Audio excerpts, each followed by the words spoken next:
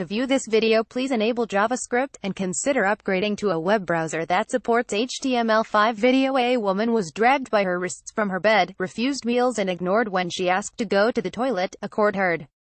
Joy Lewis, 71, who has Alzheimer's and Parkinson's disease, was left sitting in urine despite begging her care workers to change her at Brookside House Care Home in Nottinghamshire.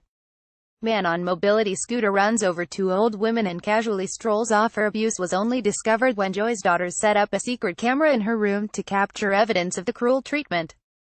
The CCTV and stills from video was used in court when the carers involved, Rebecca King, 32, Teresa Cutts, 50 and Joanne Hartstaff, 39, admitted charges of ill treatment or neglect. They all received suspended sentences and community orders at Mansfield Magistrates Court last month. Joy's daughters are now calling for CCTV to be compulsory in all care homes and for tougher sentences for the crime. Eldest daughter Teresa Bestwisk, 47, told the Sunday Mirror, "We feel angry their sentences were suspended. They only pleaded guilty because it was all on tape." Kelly Lewis, 34, Joy's youngest daughter, confronted the carers at the home after her mother told her the staff didn't like her and isolated her from other residents. They assured Kelly her mother was happy and just confused. But during later visits to the home, she noticed her mother's condition had worsened and that she was bruised. She set up the clock camera in her mother's room and recorded for 2 days.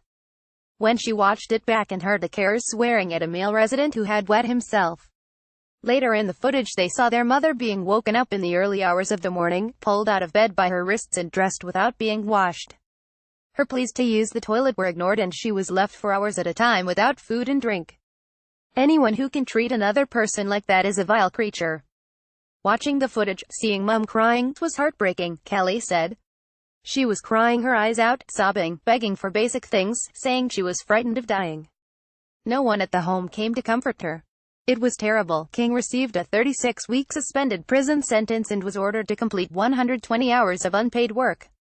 Cutts received a 24-week suspended prison sentence and was ordered to complete 100 hours of unpaid work.